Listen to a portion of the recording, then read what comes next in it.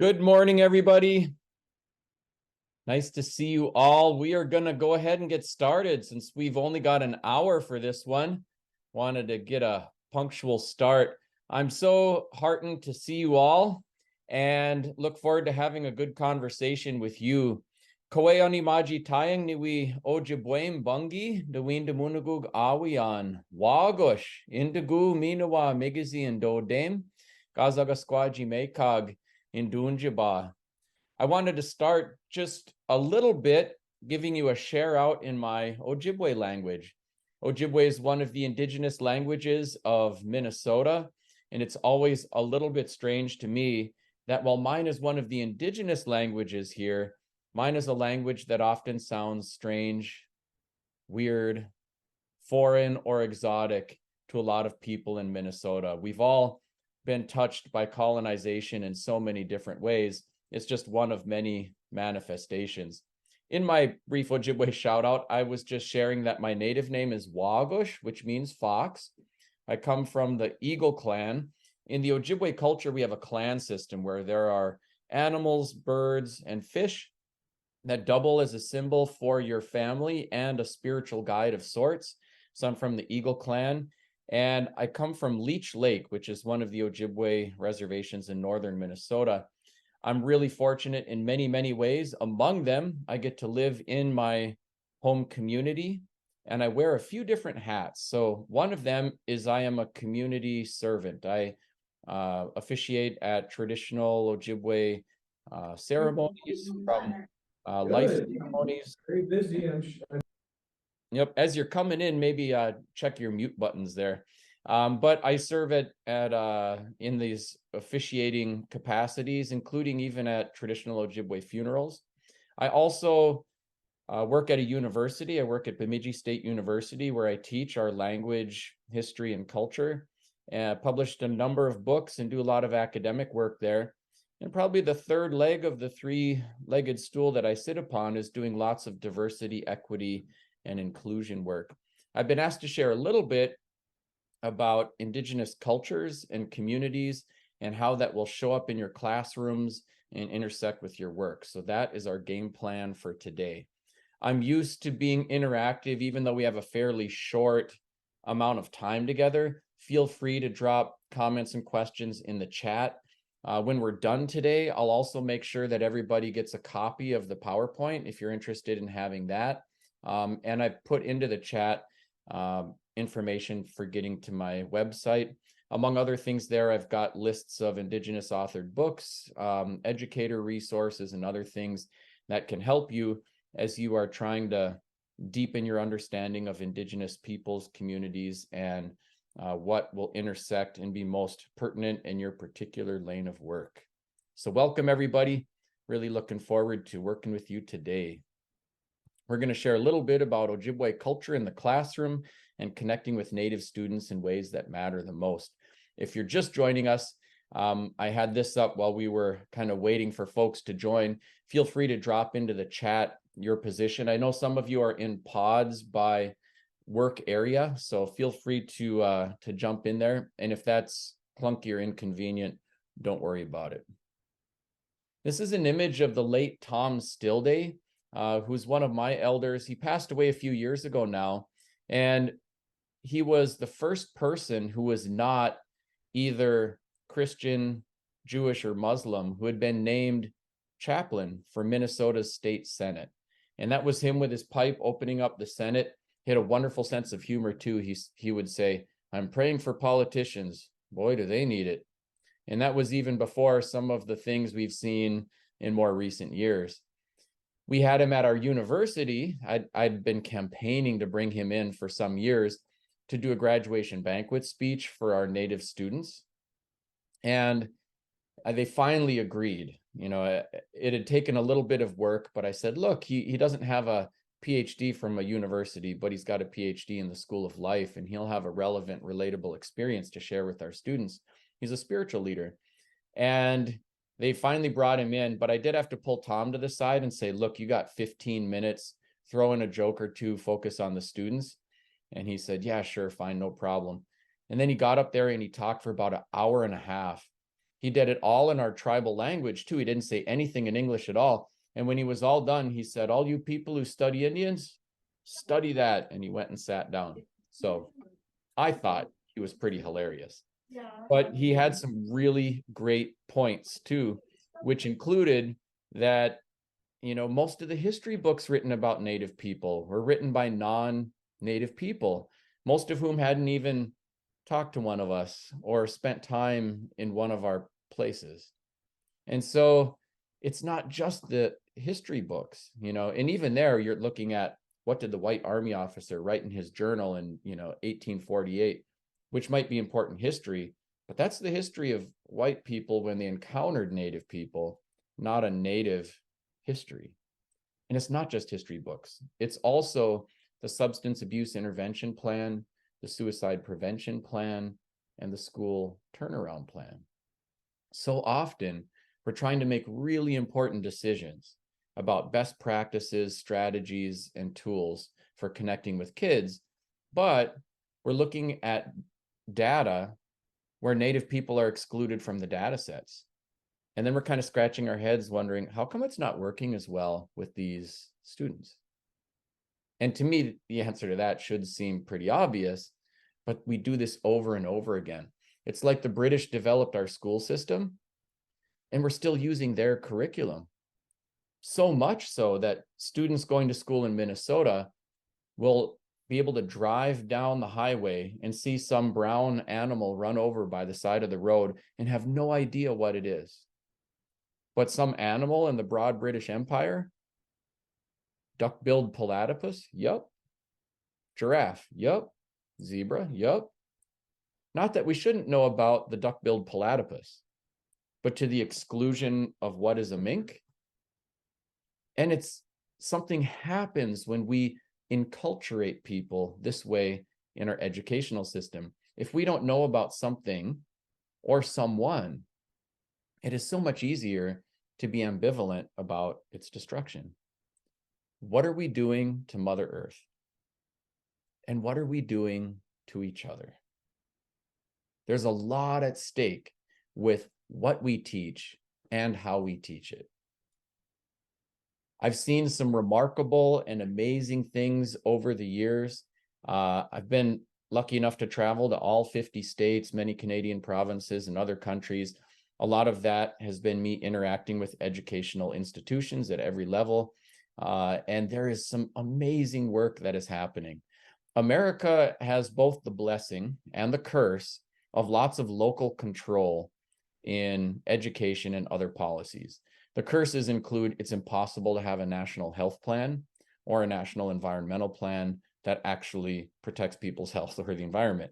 But the blessings include that there's room for innovation in our local educational systems. And we've seen some remarkably innovative things happen.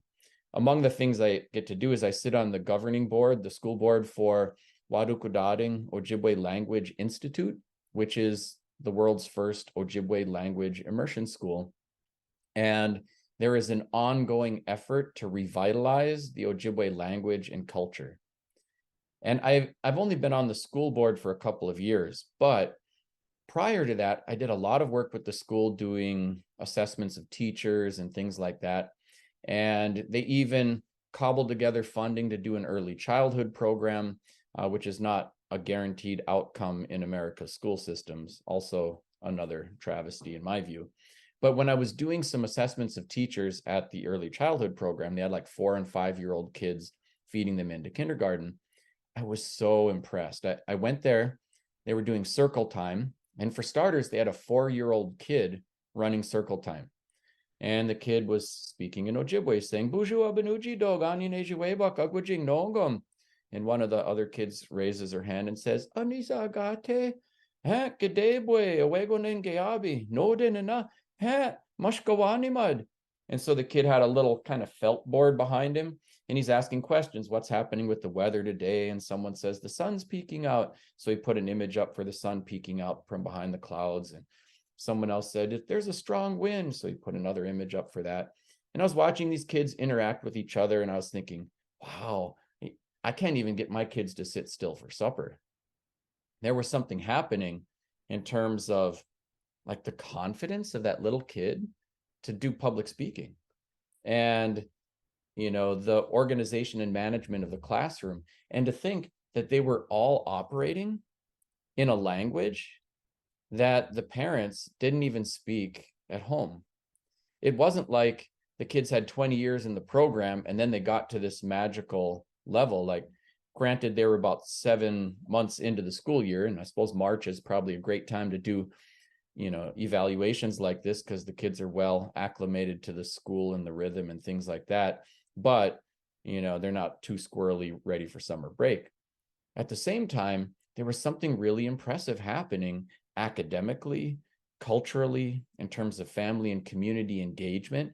And one of the things I will share with you today, I've been asked to share a little more about what is going on in Native cultures and communities, and just give us the information so that we can use that to apply to our workspace. So that's what we're going to do.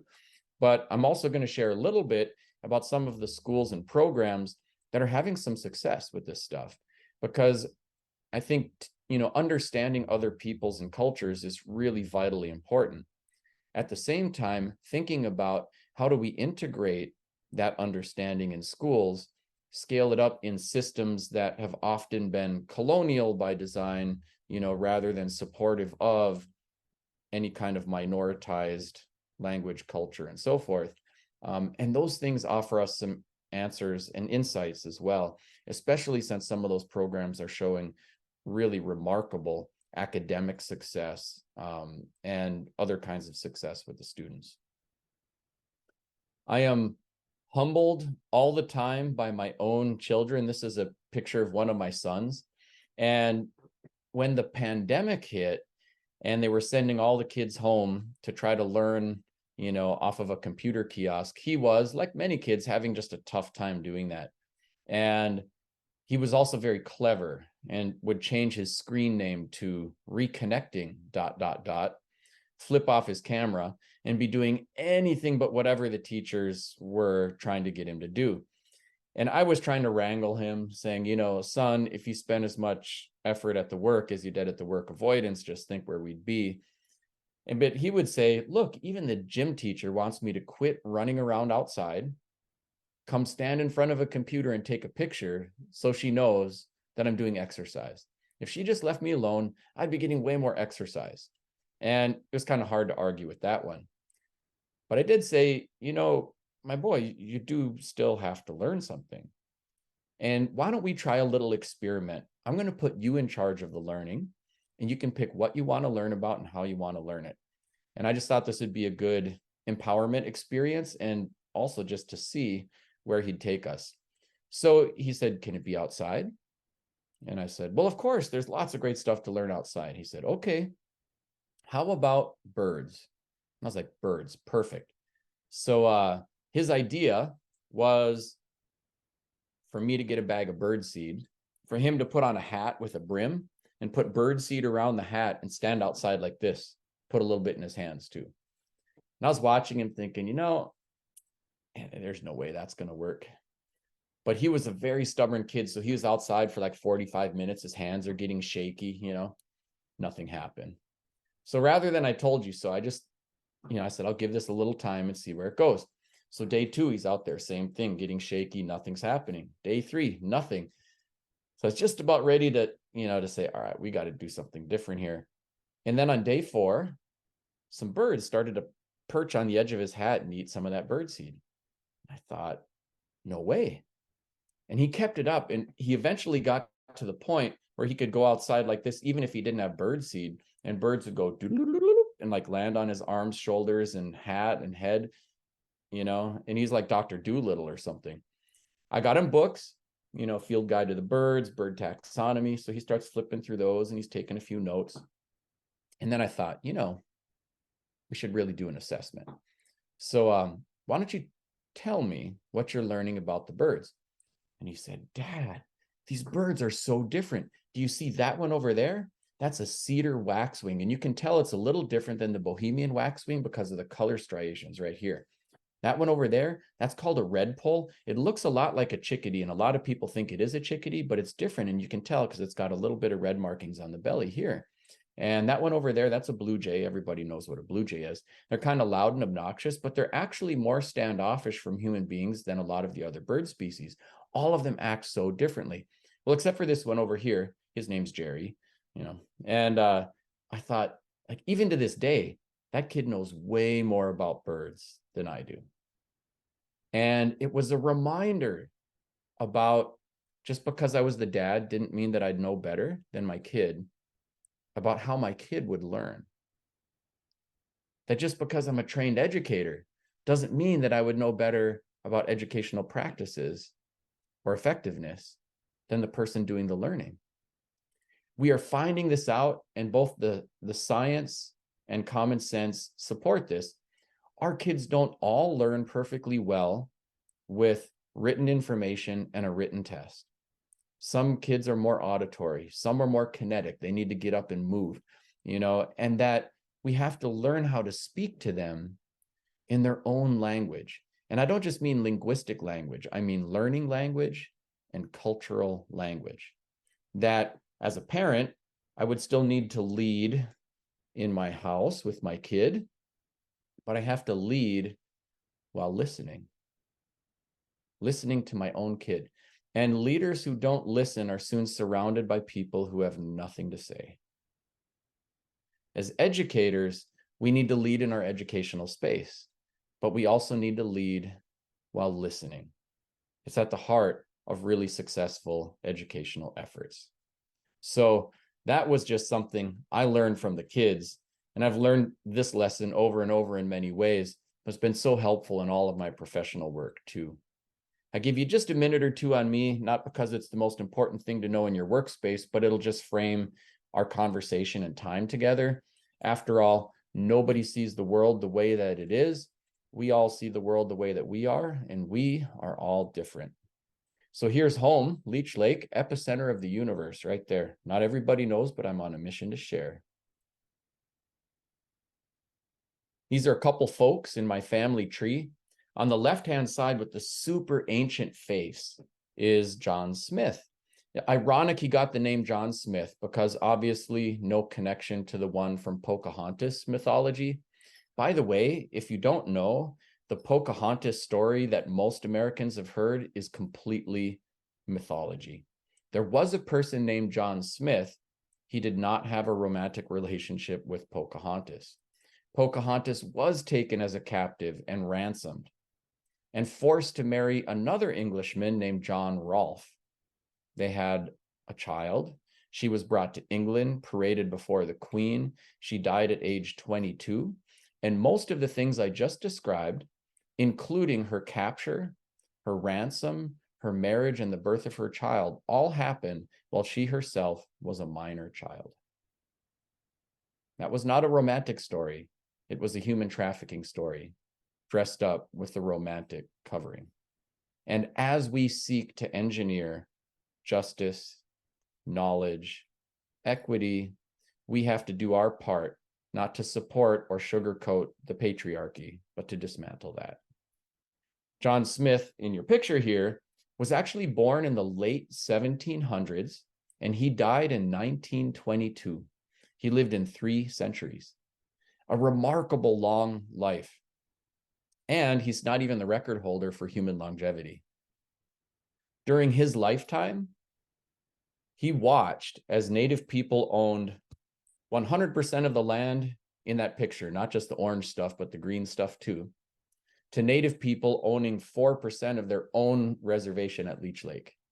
By the way, when people look at a map and say, oh, look at that reservation, it's pretty big. Land privilege. Until you realize Native people own 4% of their own reservation in that place, that Natives are minorities on their own reservations in many places.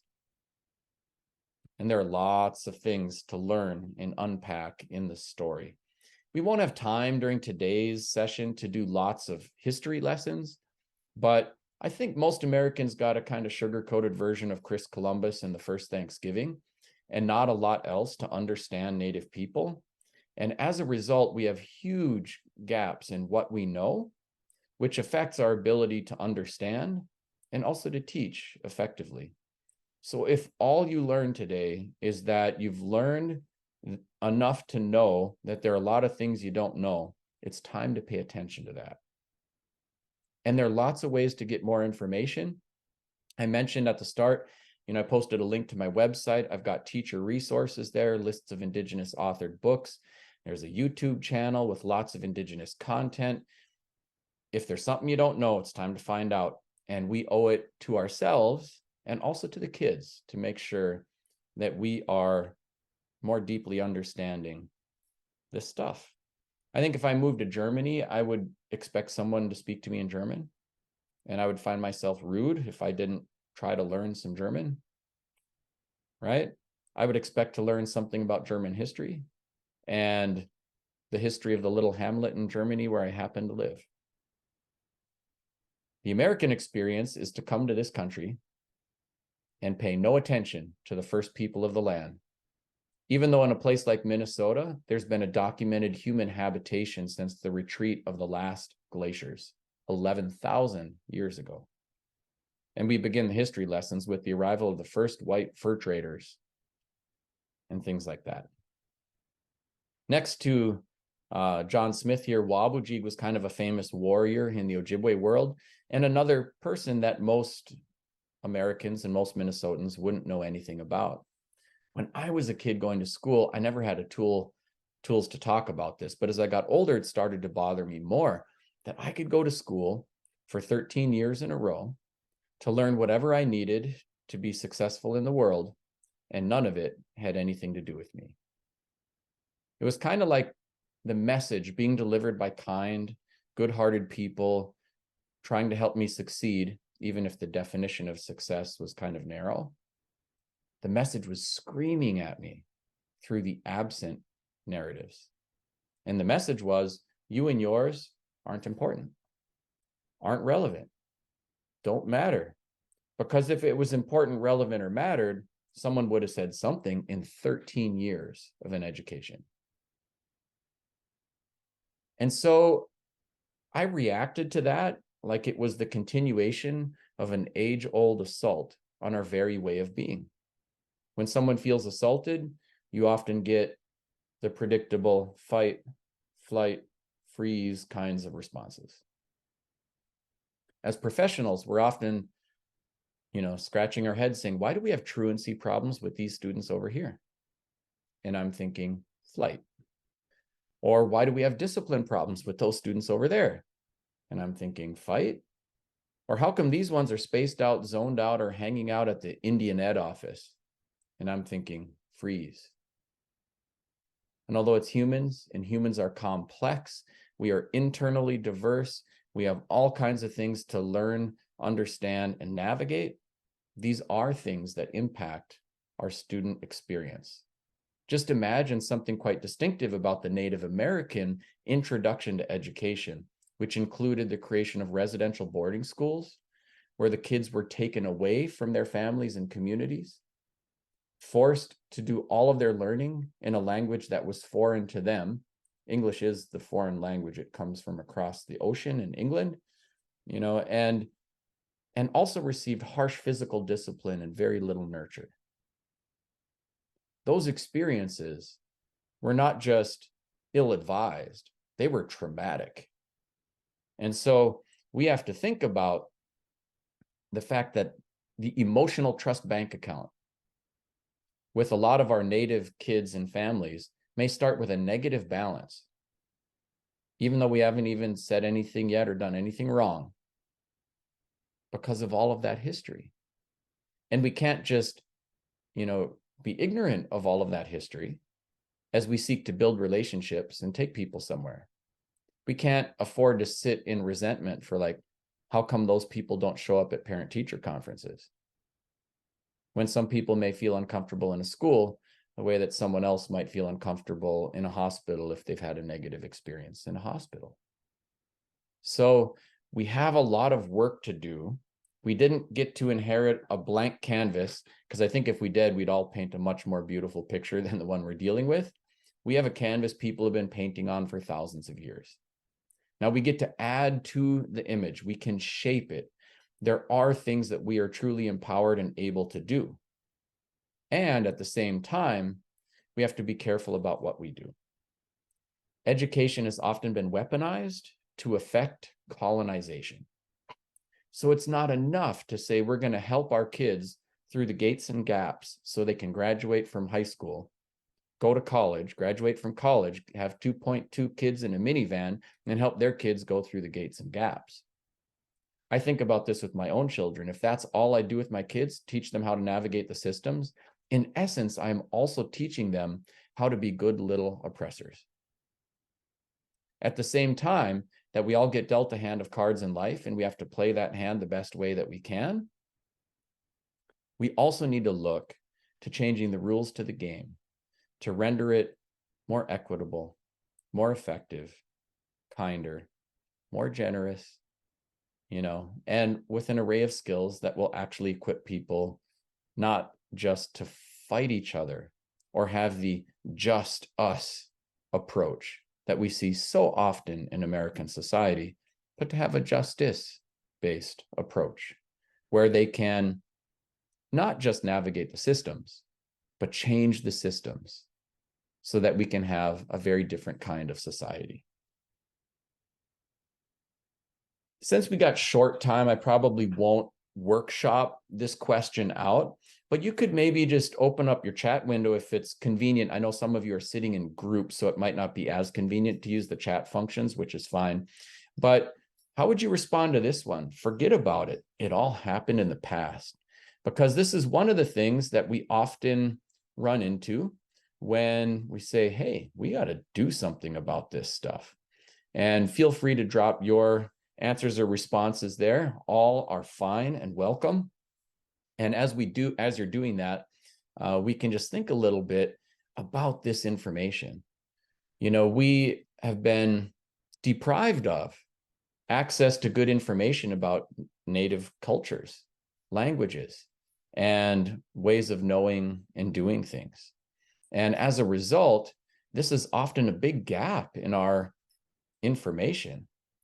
And some people feel like we shouldn't have to pay attention to that because what matters is the Common Core, academic English and mathematics, and oftentimes these other topics, different cultures, seem like a luxury or seem like, something that is not even relevant or may take time away from what's really important.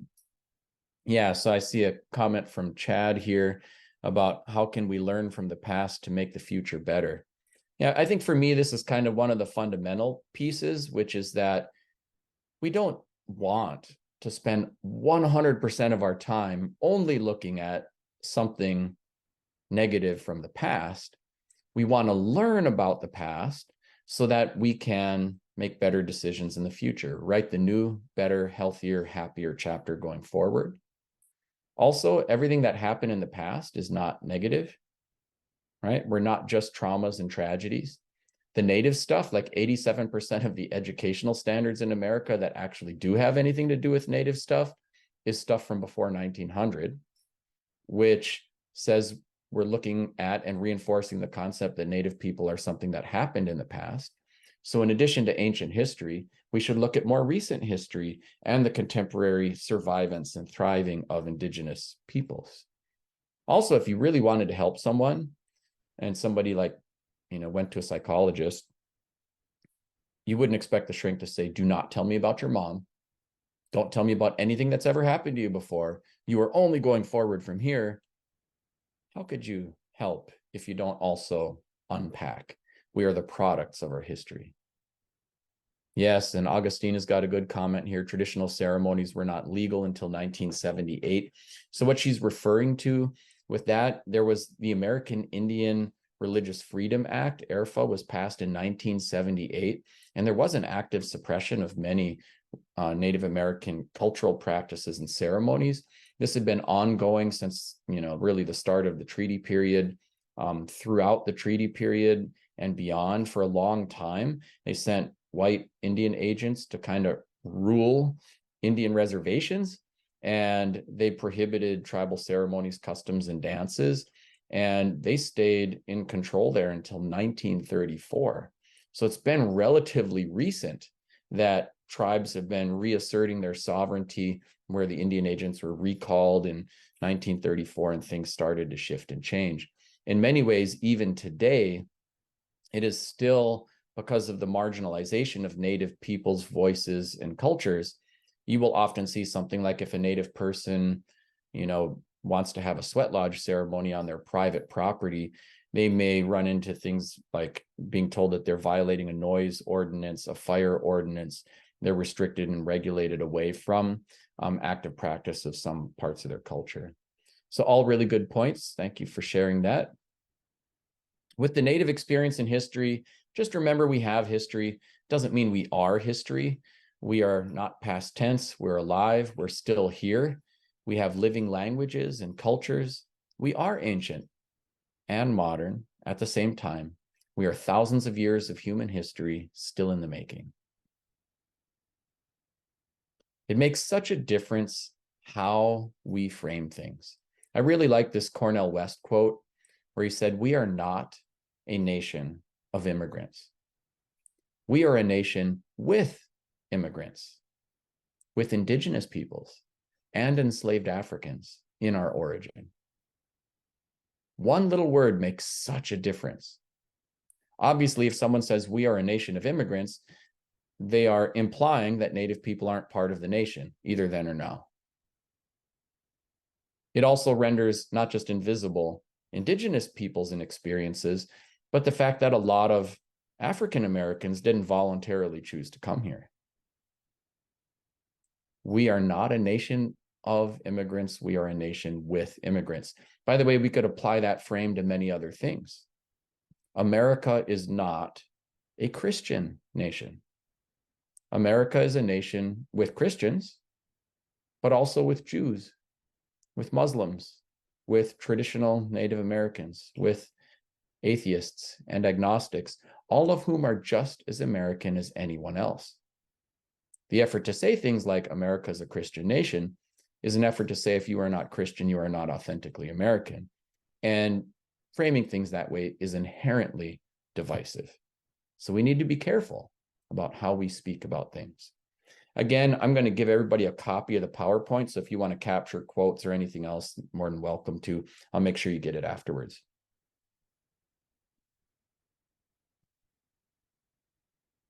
Yeah, and then there's a question from Kim here. Has there been recent legislation to sanitize American history and education similar to Florida? Yes, there has. This has been ongoing long before the recent stuff in Florida. I think America has been a colonial enterprise. Colonization is about taking one language, religion, culture, and using it to supplant the others. It's about erasure, and often has employed violence to engineer the erasure. Of course, when you solve your problems with violence, it makes a bunch of other problems. Some of them should be obvious. America's extremely violent responses to perceived threat and stress. Why would we think that all of the problems created by the colonial way of solving problems can be solved by the colonial way of solving problems? Well, they can't. And here, Indigenous people have more than vestigial remnants of some really different ways of looking at things and solving problems and relating to one another that really should pollinate the garden we're all trying to harvest from. In addition to that, I think, some of the things are pretty obvious. Like there are 37 states that have some kind of English only or official English language policies, even though all of those states have multilingual populations. And that has big effects on Indigenous populations. Even Hawaii, 30 years ago, declared the Hawaiian language illegal for use in public schools. Right? So these sorts of things, going back many, many decades and have been ongoing. I think a couple other things just to bear in mind, even though I'm going to focus a little more on culture stuff rather than on political things. I do a lot of work on, diversity, equity, inclusion, and there's more to say about some of these topics. But when you are steeped in a colonial culture, which is a culture of erasing the other cultures, one of the greatest fears will be fear of your own erasure. And this is exactly what is freaking some Americans out, is that as America becomes more diverse, the majority of the K-12 students in America are students of color, that somehow we're going to flip roles between who is the oppressor and who is the oppressed. And so there's an effort to defend an unearned position of political and cultural dominance that has been afforded to white Americans, suppressing votes of other groups of people, making it harder for people from other, racial groups to come here, things like that. And ultimately, not only will it not succeed, but I think it is something that is really driving the political divisions and other problems that we're seeing in America. Realistically, we're not even going to get to like Star Trek Next Generation, where all the racial groups are represented and everyone gets along perfectly well. It'll be more like some kind of brown soup, where we are increasingly multiracial, and so forth. And that ultimately, we were so afraid. We were so afraid 100 years ago when like women's suffrage was coming to fruition. There were men taking out really ridiculous, like horrible ads, like an image of a large woman sitting on a skinny man with the caption, "When women get the vote." And there was this fear that because there were more women in America than men, that women would then be oppressing the men, and that, women would enter the workforce and take all the jobs from men and all these other horrible things. Now, 100 years later, we know that 17% of the world's democratically elected leaders are women. The patriarchy is alive and well. The fears were unfounded. Women did enter the workforce, but they didn't take jobs from men. They grew a whole bunch of other jobs. The stock market took off, roaring 20s. Men were the primary owners of stocks and the primary financial beneficiaries of women entering the workplace. All the fears were unfounded. It didn't take someone's pie, it grew the pie. Today, people are afraid that if people of color rise, finish college, get jobs, they're going to be taking the jobs from everybody else. And all of that is really silliness. Like, if everybody in America finishes high school and finishes college and gets a job, they're just load-bearing citizens paying taxes rather than drains on the government. That would be the economic argument, but also more fully humanized.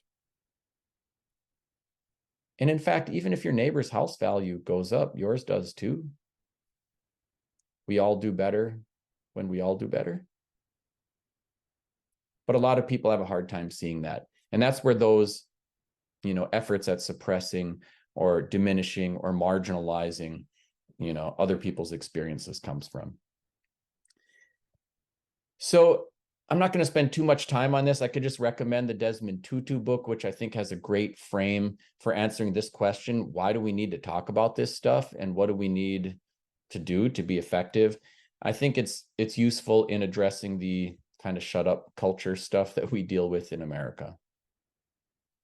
A couple real quick questions, and then I want to focus on some of these cultural things that'll be useful to you. So I'm just going to throw these questions here, and then I'll bring up the answers on the next slide. What was the indigenous population of the Americas at the time of Columbus? We got a couple BCs in the native world, so there's before Columbus. And we've also got before Casino and before coronavirus. So we're talking about the before Columbus one. What was the indigenous population of the Americas? And I'll just go through these other questions real quick. What was the indigenous population of America in 1970? How many federally recognized tribes are there? How many treaties made with native nations? And how many unbroken? By the way, if anyone is struggling to answer any of these things, it just says, it's time to read a book, check out a video, learn some things. Our best estimates are that the indigenous population of the Americas at the time of Columbus was around 100 million people.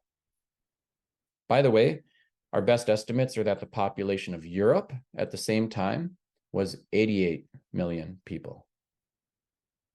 There were more humans here in the Americas than in Europe at the time of contact. But we have often been given this message about scattered bands of roaming nomads in the wilderness, as if to say there was room for everybody else, or everybody else's coming was not somehow a taking.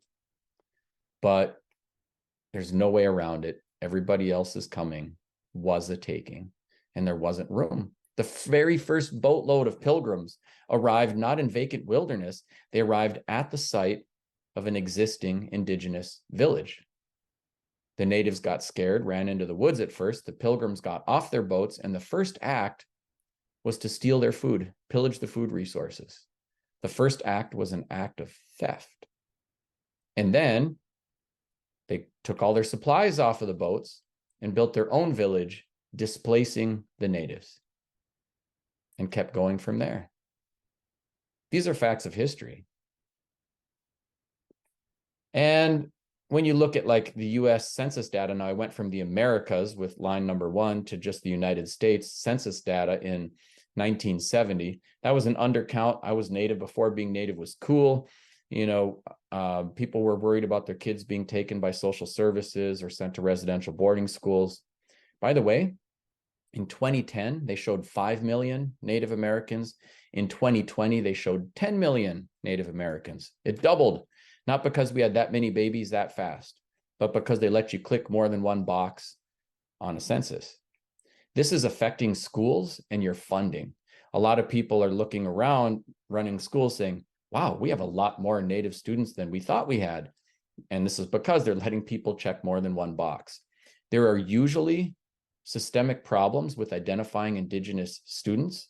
For starters, we are one of the most multiracial, minoritized groups in the country. We have the highest rate of marriage to people from other groups. And as a result, we often have more than one box to click.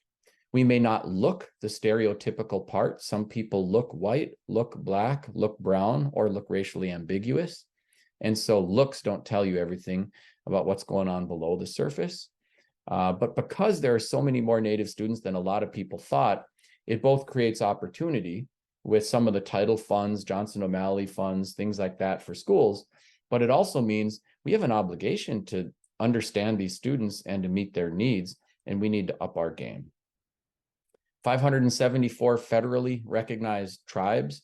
By the way, in the 1950s, there were an additional 109 tribes that were terminated and lost their federal sovereignty status.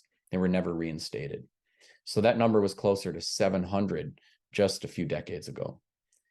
Over 400 treaties with Native Americans, over 100 have health and education clauses. And so as a result of that, these treaties say things like, you know, the US government promises to provide for the health and education of all parties to this treaty, as mentioned heretofore, as long as grasses grow and rivers flow. So many say these sorts of things that collectively it's known as the US government's federal trust responsibility. The reason there's an Indian Health Service and a Bureau of Indian Education is not a special right for a special interest group. That is partial payment for land sold. And if anyone wants to revisit the treaties, bring it on, because we got lawyers now. The US government has done a poor job delivering on its federal trust responsibility, putting most of those treaties in abrogation. With regard to cultural competency, it's not just a to-do list, a protocol worksheet, or a referral. It is knowing our students and knowing something about the many potential cultural experiences that those students might have. It's also about building emotional trust their way. As you engage with this kind of work, it's good to bring in multiple perspectives, and it's good to allow students to share their own perspectives. It's good to be sensitive to different cultural learning traits. But we can't expect everything to resonate. You could do a unit on wild rice harvesting, and that might be really resonant for some Native students, and others might feel like, I don't know anything about it. Foreign to me. It's good to allow students to share their perspectives, but we can't make them be our content resources. Can't say, oh, we're doing a unit on wild ricing. Johnny, you know, you're Native. Why don't you tell us about that? and then they feel shamed because they don't know. We should be sensitive to these different learning traits. When I was a kid, my mom would bring us to storytelling events and she'd say, hey, that elder's telling stories, be respectful, put your head down and listen. I'd go to school and the teacher would say, hey, be respectful, look at me when I'm talking to you. So sometimes you get that. And for some students, if you're expecting it, it might not even be there. So you have to be aware of the variation, internal variation within the Native experience or that of any minoritized group. There are ways to speak about these things, like these are just foods Native people shared with the rest of the world. And I won't spend much time here or go over this in detail. It's not even a complete list. But corn is in pretty much everything we eat now and everything we drive. The potato, a staple to Irish and Russian food, is something that Native people shared with the rest of the world. The tomato, imagine the poor Italians before Native people gave them the tomato. There goes the lasagna, the spaghetti sauce, the pizza, and the Mediterranean diet. So you don't just have to put up the lithographs of whatever, Columbus on his second voyage, chopping off the hands of Native people for failure to meet the gold dust tribute, although that happened. You can ask kids to open up their cupboard and say, what do you see? Where did that come from? And they'll find some of their favorites like chocolate, vanilla, and maple, which Native people shared with the rest of the world as well. So in the interest of time, I'm going to skip a little bit on my kind of personal stuff. These are images of my father, who was not Native at all. He was an Austrian Jewish immigrant and a survivor of the Nazi Holocaust. He has an amazing story, and I love all the parts of me, including that part. Und ich verstehe ein bisschen Deutsch. But eventually, he made his way to Minnesota. He met my mom, and here I am. My mom grew up on a little village of 400 people called Bena in the heart of the Leech Lake Reservation. Half of the people in that village are my cousins. That's actually not an exaggeration. When she was going to school, she only met one professional Native person ever. She was born on the res, raised on the res, went to school on the res. Her whole childhood met one professional Native person. The D and the DEI matters so much. That person was a school nurse, so she thought, maybe I can do that. Graduated from high school, went to nursing school, came back to work for our tribe's health program, and thought, wow, even here on the res, Native people are getting pushed around. I'm going to do something about that. And so she ended up going back to school and getting a law degree and became the first female Native attorney in the state of Minnesota. When I was a kid, she'd bring me with her to court and she'd say, you sit there and don't say a word. So I'd sit there and not say a word. And I can't remember her cases, but what I really remember is she was the only woman in court, and she was the only Native in court. And I'd walk out of there thinking, you know what? We can do stuff. It was truly empowering. This is where diversity matters, where representation matters, where having role models really matters. I'm going to skip these ones. This is a little bit of economic data on, my ancestral village. I gave you some homework. These are my kids. I gave you some homework to check out that TED Talk, The Danger of a Single Story, which I think gives a good non-threatening perspective on how we get conditioned with information. If you're going to study Native Americans, you will see more movies about aliens than Native Americans. And the stories we hear are stories of trauma, tragedy, and loss. So it is so important that we not just interrupt, but disrupt that with a deeper understanding. If I hold up my finger and say, what is that? I could start a fight, unless if we clarify in what language, because in the language of body parts, indeed, that's a finger. But in the language of numbers, well, that's a 1. And in the language of space, that's up. So who's right? And of course, they're all right. It's a matter of language, perspective, and context. But all too often, someone's up there saying, this here's a finger, it's not an elbow, it's not a toe. Everybody else, shh. And somebody's listening going, what? That's a 1, not a 2. See, they just don't understand. And we totally miss each other. This is often what happens when we get a one-dimensional understanding of a different group of people based on a single story narrative. So we need those multiple perspectives. All right, skipping through a couple of these. I want to share a really brief story. This is one of my sons, Isaac. And I think in a former time, he would have just been the most promising young warrior in the village. He has an uncanny gift in the woods. He could set rabbit snares even when there was no snow and consistently make kills. He seemed to know when to move, when to stand still. He's a really great hunter. We have a ceremony when someone has their first successful hunt where we will actually take, the ancient custom was to cook up the whole deer, invite over the whole village, and we'd have a big feast and eat that whole deer in one fell swoop. Today, we live like everybody else. So we're busy going to school, work, and other things. So we'll cook up some of the deer, invite over extended family, community, and so forth. And then instead of just eating, we will have a prayer and then ritually feed the successful hunter. Take a spoon of the food, say their native name, in his case, Bejagobenes, Bejagobenes. And he has to refuse the first bite and say no. I'm thinking about children who don't have enough to eat. Ah, okay. And then again, Bejagobenes. No. I'm thinking of my elders who can't get out in the woods to hunt for themselves. Ah, okay. And then again, Bejagobenes. No. I'm thinking of my family, my community, the people who came here today to support me. Ah, okay. Bejagobenes. Then he can eat. And then we'll say, Bejagobenes, you just changed your life.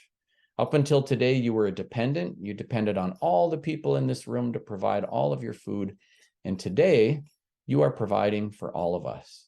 And this is what it means to be an adult. From today on, you'll have a special power. It's the power to gather resources. You'll have it when you go hunting. You'll have it when you go fishing. You'll have it when you get a job.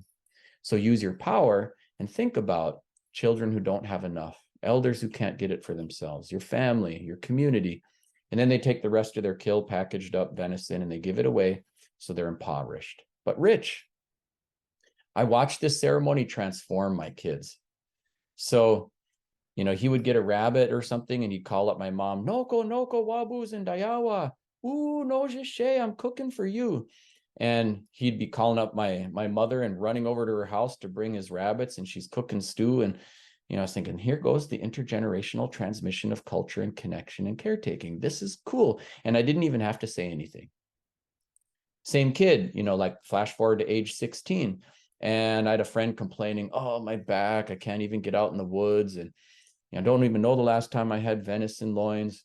He didn't say anything, but he went out and harvested a deer and packaged it up, cleaned it up, and brought it over to his house and just filled up his freezer. Walked away. My friend calls and he was like on the verge of tears. I didn't even know people remembered that teaching. And again, cool. I didn't have to say anything. Same kid, flash forward to like senior year in high school. And he and his buddy were going to double date to the prom. I went to the place to get him ordered up and sized up for a tux. And then, his friend's mom said, my next check, I'll get you the tux, I promise. And then her car went down. So she had to tell her kid, I am so sorry, but I can't. So he's all heartbroken, ready to cancel his prom date. And my son says, forget that, come with me. So they went to the tux place. My son canceled his tux, took the money. They went to the Goodwill. They bought a couple of suits. Everybody went to the prom and everyone had a good time. I'm there for pictures at prom and I'm like, what happened to your tux? I had no idea. So he finally explains this whole thing. And I said, well, son, if you would have said something, I would have rented the kid a tux. And he said, but Dad, it's my job to look out for people who don't have enough. What I learned from some of these cultural practices is that, yes, they reflect our values as a people, communalism, collaboration, consensus, things like that. But they also shape our values as a people. Well, in school, this is the kid who would be growing you gray hairs. He could sit still in a deer stand for 5 hours in a row, sitting still in a desk. No way. I saved his discipline reports from the early years in school because some of them were so amazing. They included, in the early childhood program, today your son said some derivation of the word butt 300 times, butt talks, butt crack, help. I was like, oh, save pile. I'll read that when he gets married. Another one was like, today your son said a foul word in the early childhood classroom. We said, you can't do that. We have to tell your father, to which he replied, you better not. I'll kick your ass. I'm a Power Ranger. It's like, oh, save pile. By the time, we get to like middle school and it's test days and they're sending home the letters, make sure your kid's on time, well fed, well rested, and he's there, gets his test and he's like, finished, I'm finished, are you finished? Woo! And the teacher's like, oh, wow. Principal's office, IEP, let's go. So we're sitting there for the IEP meeting, individual education plan. And they start with, you have a very strong-spirited young man here. I'm like, crap, what did he do? And they had a toolbox, which you've probably seen. First of all, we want to catch your kid being good. We're going to start with card flips. He can start at green. He can drop through all the colors of the rainbow, but he can climb back up. We really do want to catch him being good. Here's a sticker chart. Every time we catch him good, gold sticker. He gets enough stickers, he can get a treat out of the treat jar. Here's a permission slip. Can we give your kid gum? He can sit on a ball. He can hold a ball while he's sitting on the ball, and I'm looking at this stuff and I'm like, I love you guys. It is not going to work. It is not going to work. This kid can do any punishment you have standing on his head.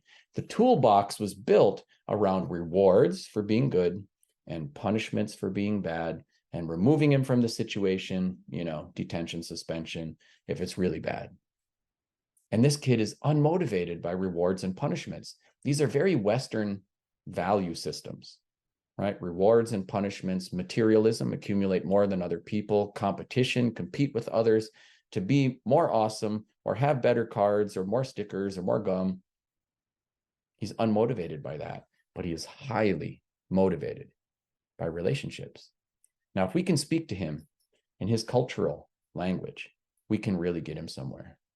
And to their credit, they said, okay, what would that look like? And I said, look, I can't pretend that this is going to be easy or that I have all of the answers, but I'm willing to explore that with you. And we had to work on a plan. Some of it, did come from like Western educational models and formulas. Like 95% of the problems were the first 5 minutes of class or the last 5 minutes of class. Those are times for the teacher to tune in. He'd come in, woo, and the teacher would have to be like, woo, check this out over here, He seemed to really appreciate spending time with younger kids. Like they'd send him to the younger grades telling stories, and he was all of a sudden fired up and lit and really excited to engage with other things in the class. He graduated from high school, unmedicated and full of swagger, and he is now a load-bearing adult, paying his taxes and adulting in all of its forms, a great success. But we had to think about, what would it look like to speak to him in his language? I'm going to skip a couple of slides here. I do want to show a little bit about some different approaches in just my last couple of minutes. You may have heard of the expeditionary model. There are about 30 different schools that use this. Some of the ideas pop up in Montessori and other things too. The idea is that students should not be passive learners, just spitting everything out on a written test, and that teachers don't have to be, and really cannot reasonably be, experts on every single, language, culture, and so forth. Teachers need to ask good guiding questions and coach the quest for learning. And it's okay if the teachers learn with the students on that endeavor. We heap so much pressure on the teachers to be a content expert. So they're thinking, oh, natives in the curriculum. If I say this, the Italians are going to get really mad. If I say that, have you ever seen an angry native mom? What am I going to do? As little as possible. And then our response gets built not around the needs of the kids, but around our own racial comforts. So there's something in this particular model that can be quite liberating, where the teacher can ask the guiding question.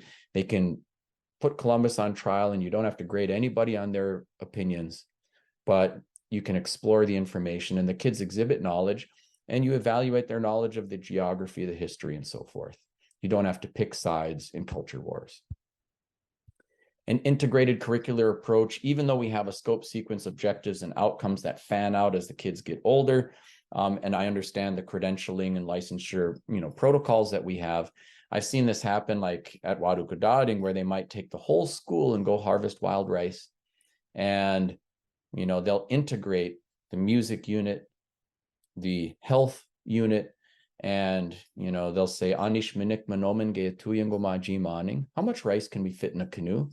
And the kids are saying, okay, rectangle, triangle, another triangle. Fill the canoe full of water, pour it in cylinders, double check your measurements. They might bring the rice back to the school to parch it, and they'll use songs on hand drums while they're jigging the rice. They might do extension activities and say, what's the caloric content for a serving? Why do they call this a superfood? How much food would one person eat in a year? If you have 7 villages on this reservation and these are their populations, how much collectively would they need to harvest? Let's do some graphing exercises. And then we can see, how much they might, with the yield being higher some years and lower some years, need to harvest to sustain this population over time. And the kids are like, wow, our ancestors did that. And the teacher's like, no, you just did that. And all of a sudden, you've got cultural relevancy, empowerment, delivering even STEM content. As we conclude, I just want to share, like the Hawaiians pioneered this. Their language was illegal 30 years ago. It's one of the official languages for Hawaii now. Their flagship immersion school, Navahi, has a 100% graduation rate. 100% of the kids coming in leave with a degree. And they're doing it with a culture-based Indigenous language educational platform. What it says is that when you speak to the positive identity development of the kids you have, rather than teaching them how to be good little white folk, you get something different. By the way, if anyone else has a 100% graduation rate consistently for years on end, then they can give the lectures. But until then, if someone is figuring something out, maybe we should pay a little more attention to that. I'm going to skip that one. Got to skip through some historical trauma stuff. My mom would get a lot of questions. How did you do it? Because my youngest sister's got a law degree. She's a lawyer now and a judge. My youngest brother's got a medical degree. He's a doctor. By the way, we consider him the loser. Just kidding. My other brother's got a PhD, as do I, and we publish books. And people would say, how do you do that? Like straight out of the res. And she said, I have no idea. All I know is that I value education, but not just from books. Ultimately, I made sure they knew how to harvest rice, had exposure to their culture, and nothing can stop a Native person who knows who they are. That's the goal, not just for our Native kids, but for all our kids, to engineer their positive identity development. Never doubt that a small group of thoughtful, committed citizens can change the world. Indeed, it's the only thing that ever has. And it's not just an act of charity for the disenfranchised. We all need liberation from all the isms. And this is how we do it. There's healing for the healers. There's learning for the educators. If you've come to help me, you are wasting your time. But if you have come because your liberation is tied up with mine, then let us work together. And with that, I just want to say thank you for your kind time and attention. I appreciate your efforts to help all of the kids in your district. I look forward to continuing the conversation. And as we do, I'll leave my website here for you again. Got tools and resources there. There'll be a follow-up email that's got a little bit more information for you. Thank you so much. Miigwech. Thanks for watching today. I'm Anton Treuer. Let's keep in touch. I'm active on social media, and my website has lots of information on my books, speaking engagements, resources for the Ojibwe language, teachers, and more. Miigwech.